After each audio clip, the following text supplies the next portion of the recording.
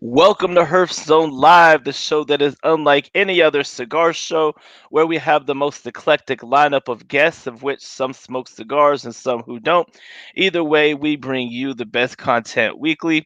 Herf Zone Live is sponsored by StogieLives.com, which is a brand new social media site just for cigar smokers, where you can make a profile, make groups, and all that stuff, and you can see what everyone is talking about StogieLives.com. And if you look in the description on Facebook or on YouTube, you'll see that we're partnering up with Stogie Press and with Ace Prime Cigars. And all that information is included in the links in the description and all that. So you can check that out and see that we're helping to raise money for the people of Jalapa, Nicaragua. And if you follow the link, you can read the whole story on that and see what's been donated so far. So before we get started here, let's get into that intro real quick, and we're about to have a good ass show.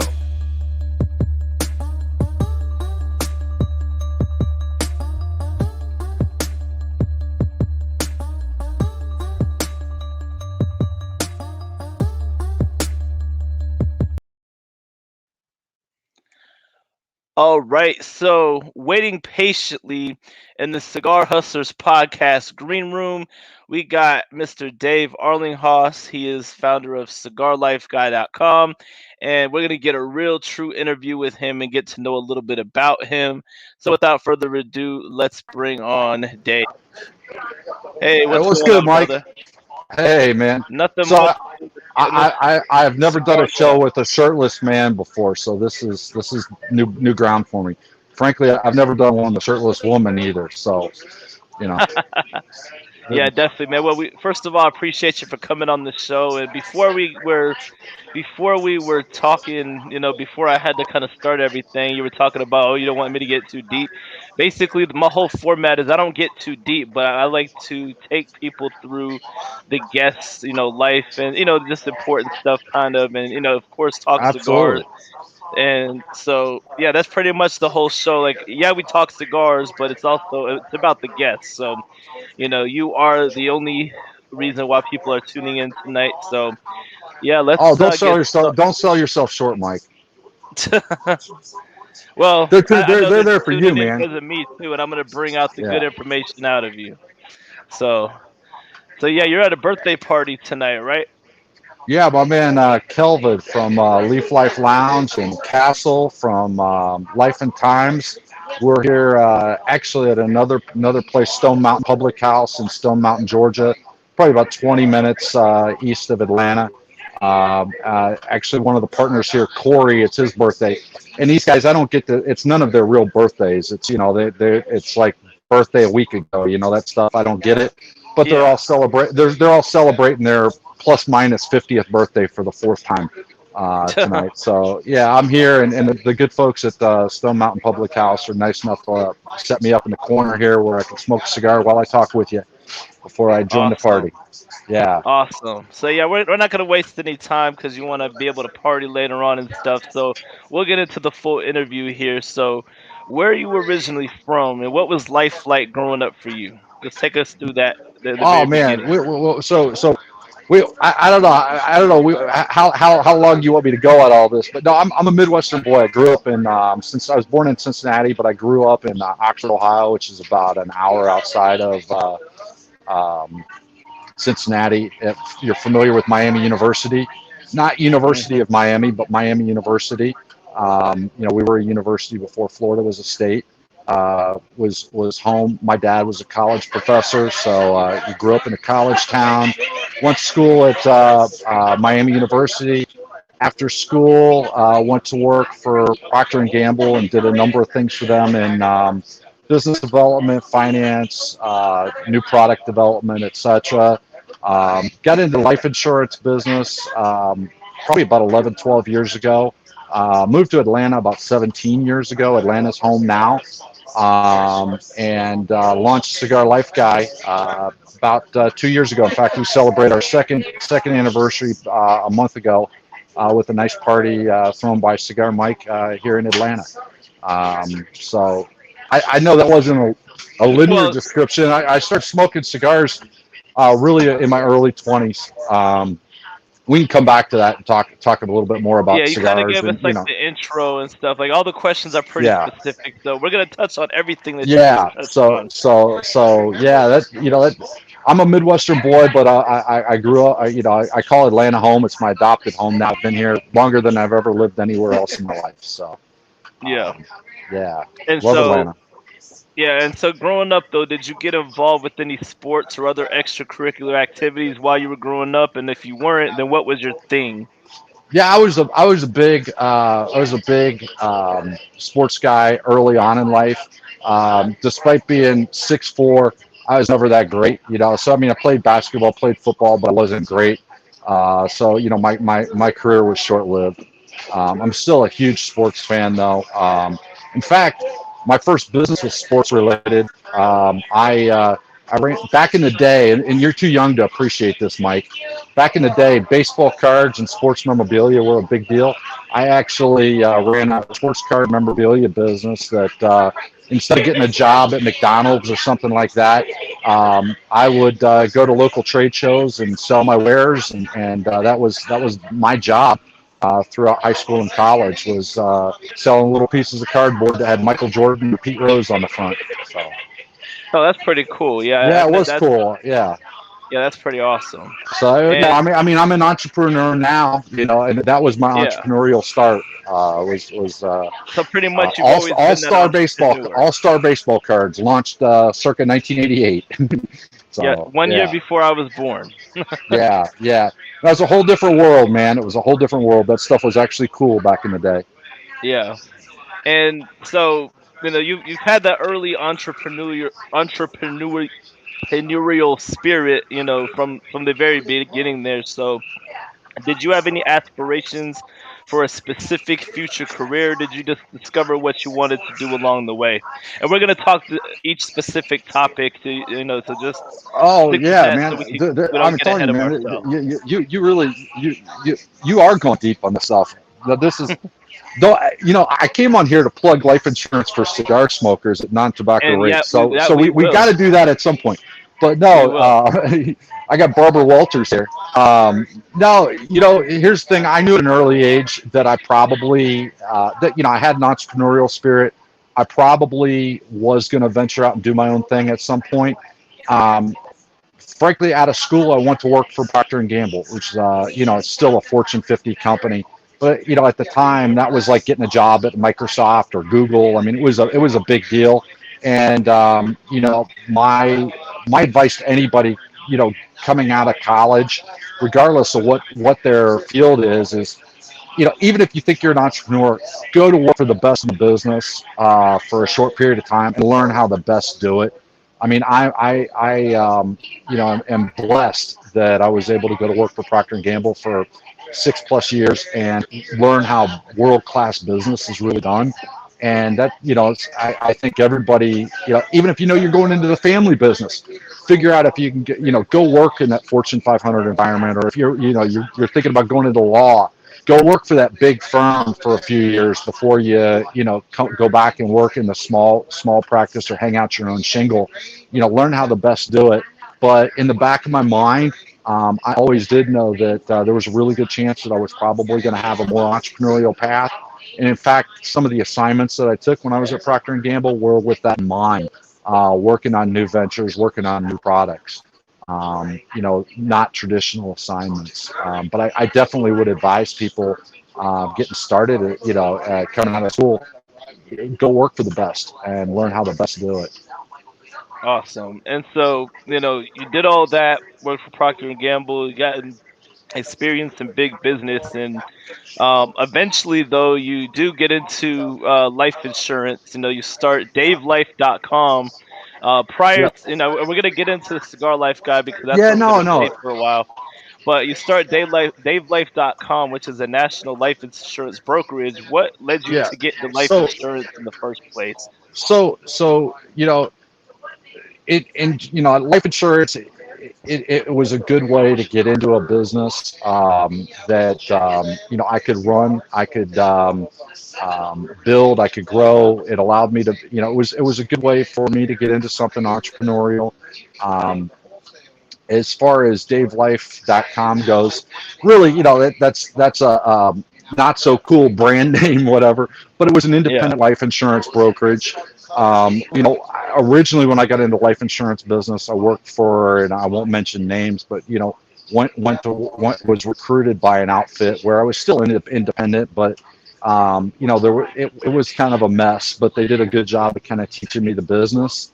And then I kind of went out on my own, if you will, put my shingle out as far as being Dave Life, and really served a whole gamut of clients. A lot of my products were more focused on retirement than simple protection.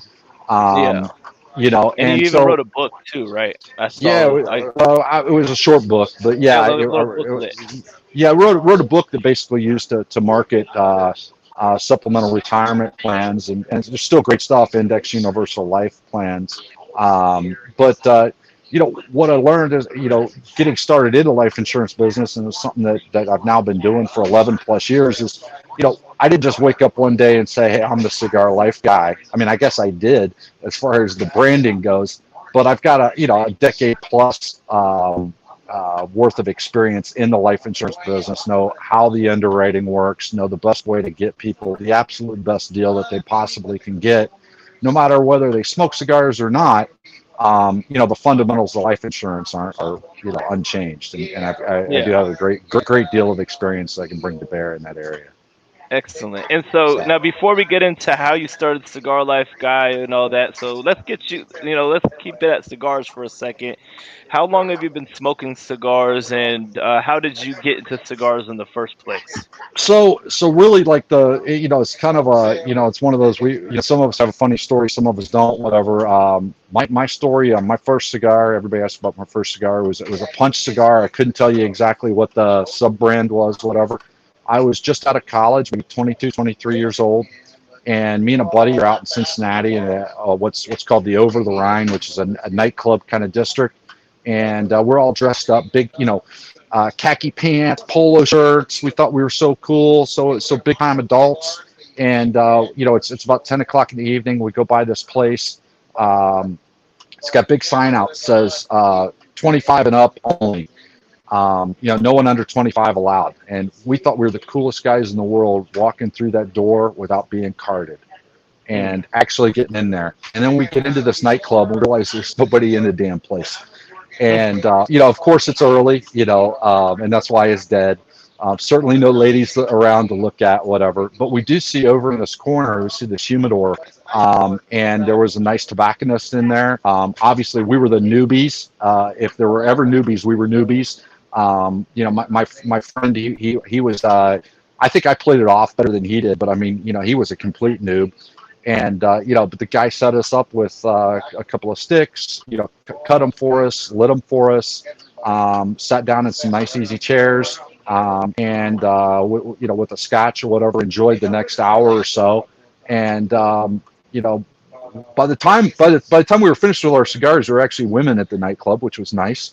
But we found that cigars were a nice relaxing part of an evening out. And Mm. I didn't smoke cigars on a regular, daily, or whatever kind of basis for a number of years later. But from the early 20s on, they became what I would call a part of my life. But yeah, it's that the total noob story is I thought I was the coolest guy in the world getting into this adults only over 25 club without an ID at 22. Yeah, that's definitely awesome. I always like to hear how people got started in cigars. So now that gives you the context. You've been smoking cigars for a long time, and in 2019, you decided to create another business, Cigar Life Guy. Not only do you still sell life insurance, but you also create cigar related content to draw people in. What gave you the idea to combine cigars and sell life insurance? When there's only like a very Well, small population that even smokes cigars. so I mean, a couple of things. One, I mean, you've had a chance to meet me out live in person, whatever. I don't sit and talk about life insurance. I mean, I just sit around and smoke cigars like everybody else, and we talk about cigars, we talk about life, we talk about the ball game tonight, whatever. Um, I knew. So as far as how did the business get started? Really, the impetus was sitting around in a local lounge, helping my friends. You have the conversation, what do you do for work kind of conversation. Just like, somebody would ask you what you do for work, right? Yeah. And, I realized, hey, wow, I can save my friends a couple $1,000s, on the life insurance. This is really like win-win. So that's where the idea, it was very organic, the idea for Cigar Life Guy came. But as far as the content outside of the life insurance part of this is really, really easy. I mean, it's like a 5-minute phone call with me. If you go to the website and you look at the website, there's about 4 or 5 pages worth of information. But I could have done it in one. But from a website buildings perspective, they want you to have a couple pages up there to make your website look good. But it's Yeah. really not that damn complicated. But Yeah. what people really like is people actually engage with me with the content. I'm proud that we hit over 10,000 visits last month to the website. Okay, and people are going out and they're looking for content. They also go out and they engage on social media and other platforms like that I don't host. Similar to like this, like they catch me on a show like yours, whatever. Yeah. So I realized if I'm going to build a relationship with prospective consumers, it needs to be about cigars. It's not about the life insurance. I mean, I want people to be engaged with me for the next, 20, 30, 40 years. They may only need to buy one life insurance policy in that time period. It might not be now, it might be 10 years from now, whatever, but I want to have content that's engaging and welcoming to them, whether they're interested in life insurance or not. Mm.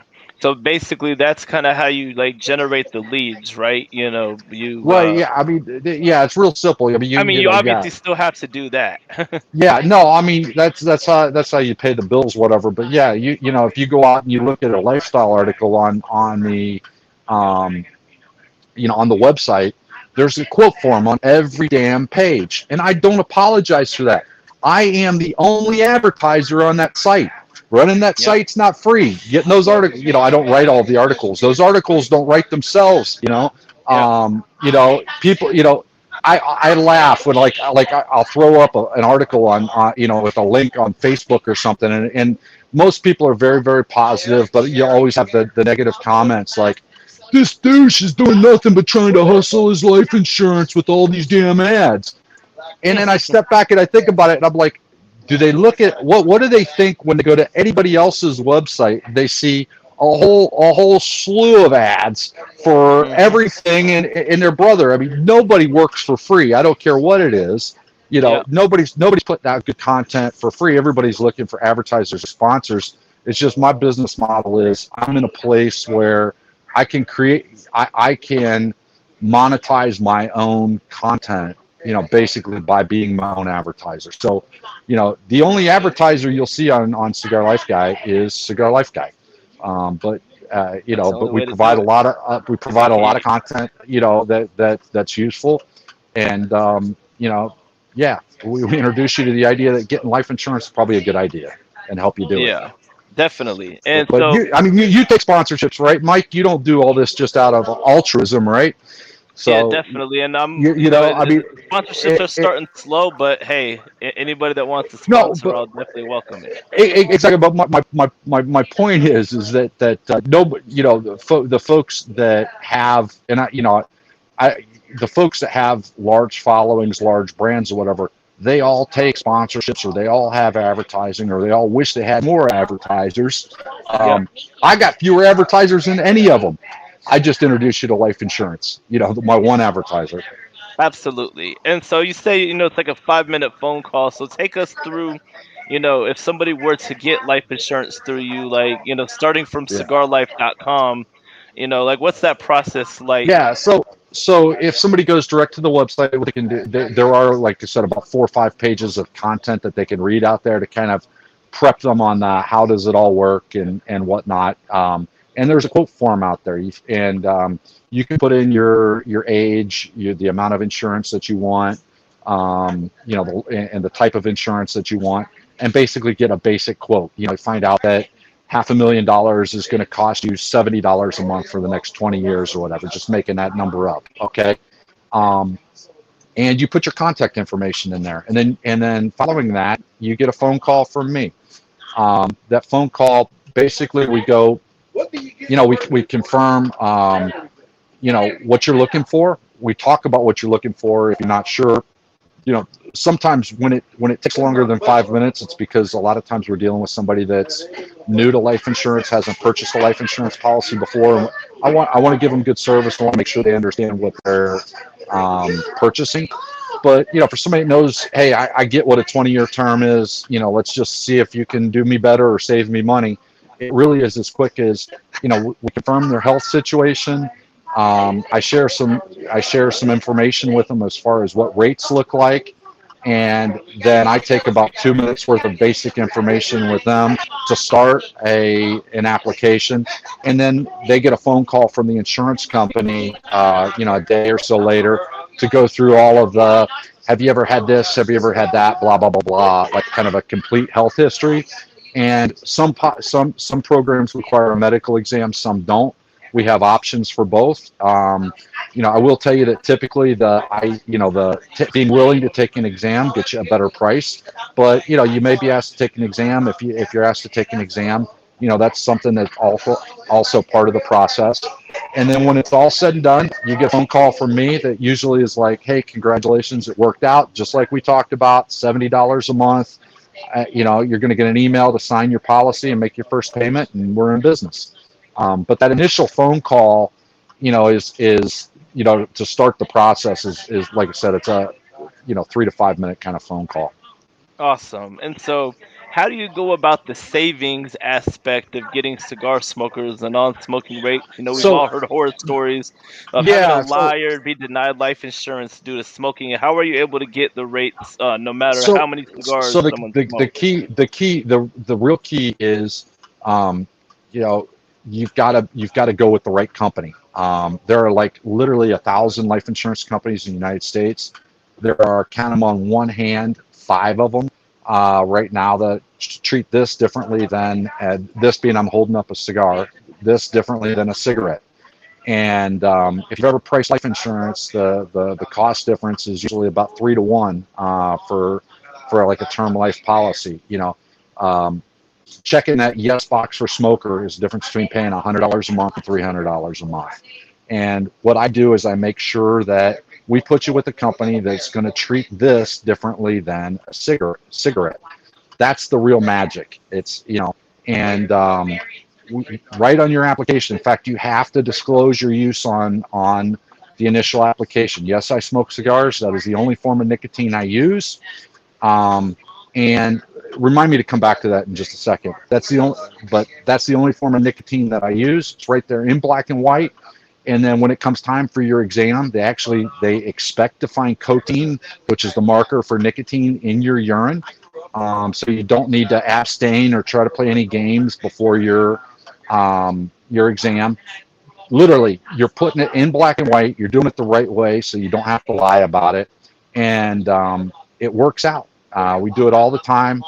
People still don't believe it really works until I give them a call and tell them that it worked out, and they're so excited. They usually pay within hours, because they don't want the offer to go away. But they're so excited that they're saving that kind of money. Um, I mentioned, cigars are the only form of nicotine I use. Just kind of a little tangent on that. Actually, you're good with chew as well. Pipe tobacco is fine. The only no-nos really are no vape, and no cigarettes. We used to be able to do vapors until about 18 months ago, but then all those kids doing crazy stuff with them, killing themselves, kind of Yeah, blew that for all of us, right? And I use the us generically because I sure as hell wasn't vaping. But me no, I mean, neither. actually, I had vape customers until about a year and a half ago, and now I got to say, hey, yeah, well, I can still get you insurance, but it's at smoker rates, because some idiots killed it all, for all of us. But that's the key. The other thing is you've got to otherwise be able to qualify for insurance. So you can have some minor health conditions. High blood pressure is no problem. High cholesterol is no problem as long as they're treated and controlled with medication. Even diabetics are usually fine if they're in good control. People usually don't know that, but better things are available to diabetics than in years past, and a lot of other health conditions we can still insure you. But if you're not going to qualify for life insurance just because you're smoking this thing, doesn't mean they're automatically going to accept you. I mean, I still have people that get declined for life insurance because like they forgot to tell me about the heart attack that they had a year and a half ago, right? Mm. So that's the other big thing is you got to otherwise qualify for life insurance. But those are the big things. Disclose it Yeah. on your application. Go with the right company, and otherwise qualify for life insurance. Awesome. And so, what are some misconceptions that people have about getting life insurance, and why should someone have it? Well, so a couple big misconceptions. Like one is people just dramatically overestimate how much it costs. If particularly young people. I mean, and this is a stat from LIMRA, which is an industry association. Millennials overestimate by a factor of like 3 what a life insurance policy costs. The real news is most people can get a meaningful life insurance. Most people under 40 can get a meaningful life insurance policy for, you know, $30-$40 a month. It really is not that expensive. And then even older people, like I still, insure people that are in their 60s and 70s. So that's one of the biggest misconceptions is it truly is more affordable than most people think it is. Um, the other, I'd say another misconception that's out there is like, I'm healthy or I don't have kids. Why do I need life insurance? Well, part of the thinking is you oughta buy life insurance while you're young and healthy, while you can qualify for it, before something bad happens to you. It's dirt cheap right now. Get it while you can afford it, or while it's dirt cheap, and don't wait until it's something where you've got a pre-existing condition and excuse me, it's difficult to get. So those are a couple of the misconceptions about life insurance. I'd say the other thing just about around I would share is just around process. I mean, everybody hears like horror stories of, back in the day, somebody comes over to your house and interrupts your dinner and really, really pushy and, all of Yeah. that kind of stuff. I mean, trust me, I stay real busy with folks that are interested in this stuff. I don't hassle anybody that's not, that doesn't express an interest in this stuff. And Yeah. it's a low pressure 3 to 5 minute phone conversation, to see if it's something that makes sense for you. And as far as coming out to the house, the only reason somebody would come out to your house is if they need to do an exam. But it's not the old school that life insurance agent's going to come over to your house and browbeat you until you say yes for 2 hours. Yeah. It's a whole the whole sales process thing is a whole different world than 20 years ago. Yeah, definitely. And you hear about people that have committed fraud to try to get money from their life insurance policy. Have you personally seen any cases where that has happened, or do you know anyone else in the industry that has seen it? Is it as Yeah. common as you So think, or no? yeah, I kind of have a couple of things on that because it's kind of going in about 6 directions. But yeah, it's like, so first of all is there are times when somebody will die and they have a life insurance policy and it doesn't pay out. And more often than not, what happens is somebody lied on the application. Okay. And as an agent, I've seen this happen, both in my own shop and then also, with peers. Um, it's hard for somebody to hear this, and when you hear the story at the bar or the cigar lounge or something about what so and so's grandma did or whatever, you don't want to call anybody on it, but there really is usually somebody, whether it was an outright attempt at fraud or a unintentional misstatement, somebody was misrepresented something on the life insurance application itself. They don't deny claims for no good reason. So I mean, that's just, that is kind of a misconception that's out there. And in my experience, anytime that there's a claim that's denied, it's because there was something that was clearly not represented on the application originally. And I should note that there's what's called a 2-year contestability clause, just general information on this. Like basically, and it applies to any kind of life insurance policy. If you die within the first 2 years, they can investigate. And if you die outside the first 2 years, unless they find that there was like major fraud, so like even if there was like a minor misrepresentation, they still have to pay out. But the odds of something, um, I guess just to summarize, one, yeah, fraud happens. Um, Insurance companies don't not pay just for the heck of it. That's a myth. And then as far as like actual numbers, they're very, very low as far as claims not being paid. So Definitely. I would not, unless you're trying to commit fraud, I would not make worrying about a life insurance company paying out being the reason for not getting life insurance. That's like, I mean, ultimately I'm a sales guy, whatever. They talk about objections and overcoming, that's a false objection. When somebody says, oh, well, I'm worried about, getting screwed by the life insurance company. That's somebody that really doesn't want to buy the life insurance policy to begin with. They're giving you a garbage reason when Yeah. that's their, that's not the real reason that they don't want to buy a life insurance policy. Yeah. So Yeah, and you just had your 2-year anniversary party for Cigar Life Guy. I How was sure the did. event? I know We had a, we had Cigar a Mike was there. Yeah, we had a lot of fun. I want to thank MJ and the great folks at Life and Times again for having us. Had whole host of great sponsors from the cigar community: ATL Cigar Co., GTO, Terrazona, Deuces, Barbecue and Smoke, plus a couple of liquor companies. Had Edgewood Heavy was a band, local band here in Atlanta that came out and played for a few hours in the afternoon. It was great. We had a great time. Had a couple hundred people come out. Everybody enjoyed themselves, and again, big thanks to everybody that came out. Big thanks to Cigar Mike for throwing a party for me, and thanks to MJ and the great folks at Life and Times for having us. Awesome. Now, how did you and Cigar Mike actually meet? And how long have you guys known each other? Well, we've known each other for a couple of years. We actually smoke in the same. We both have the same local, if you will. We call it the office, the Highland Cigar Company in Inman Park, which is about 2 miles from downtown Atlanta. And so I've known Mike for a while. As far as actually doing events with him, it's really within the last 12 months that I'm actually doing, Cigar Mike productions, if you will. But he's I can't say enough good things about him. He's just a fantastic guy.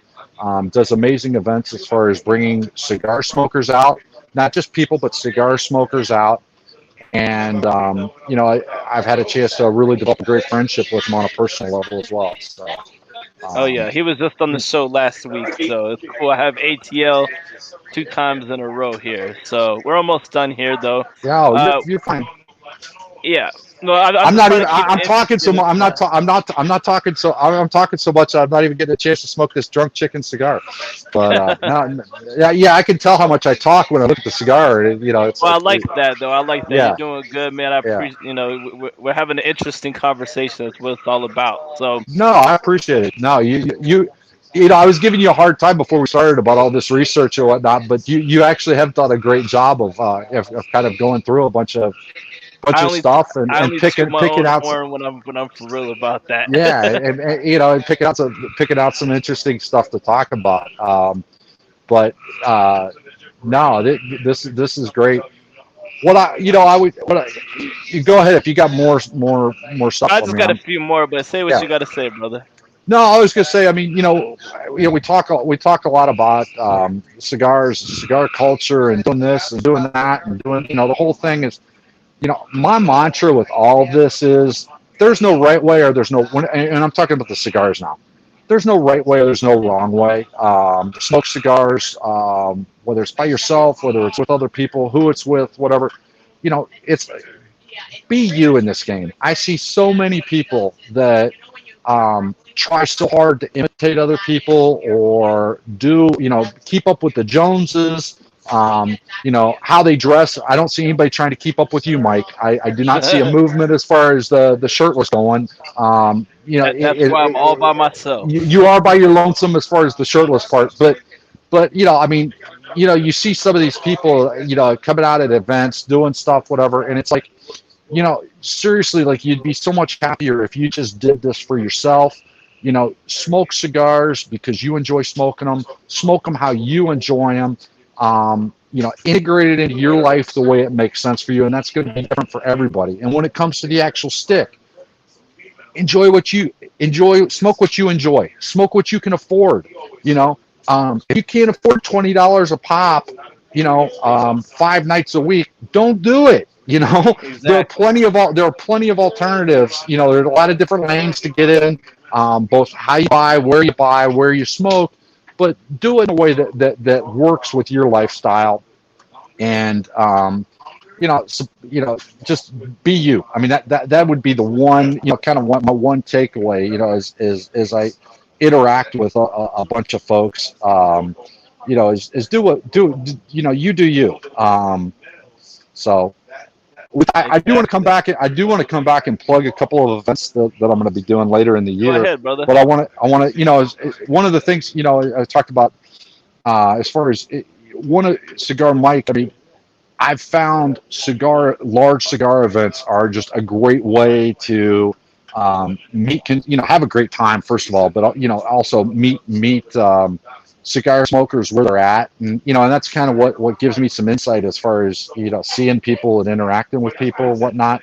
But got a number of great things lined up. We've got the Atlanta Cigar Week, which is going to be coming up, I think, the third week in September in Atlanta, Georgia, followed immediately by the Atlanta Cigar Experience, which is Cigar Mike's production.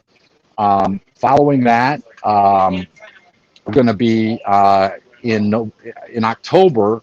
We're going to be in Nashville with Cigar Mike for about a week. More details to come on that. So if you're anywhere out in the Nashville area, look for information in October about Cigar Mike experience coming to Nashville.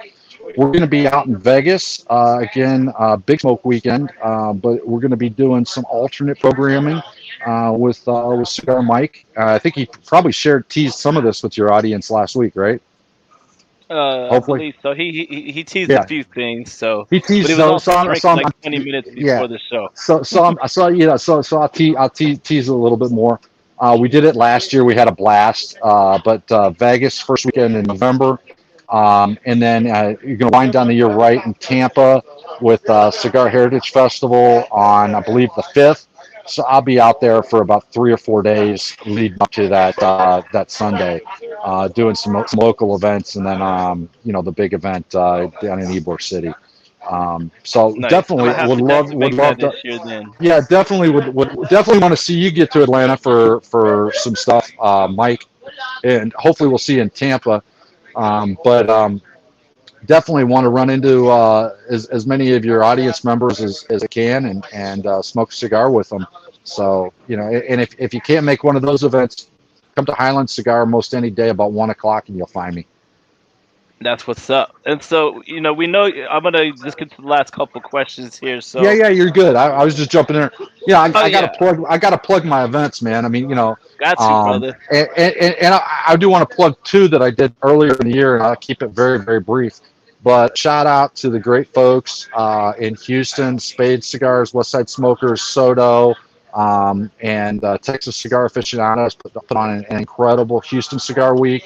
And King Hollywood, Calvin Jenkins, actually where I Yep. met you in Charleston, the first Charleston Big Smoke or Cigar Fest. Fantastic consumer events. I had a great time at both of those. Yeah, same here. It was a nice, fun ass weekend. So, but yeah, so we know you're a busy guy and work a lot, but when you have the time to smoke and just relax, what are you smoking, drinking, and listening to while you smoke? Well, so I'm not a drinker. And as far as the music, I'm really not a music guy. I mean, I listen to whatever they got on. So if it's a DJ, they're play whatever the DJ's play it, or whether it's just the what do you call the loudspeaker stuff that they play in the damn lounges? The background noise. I mean, I'm easy. I put up with whatever's on. As far as the cigars go, my preference is definitely a strong cigar.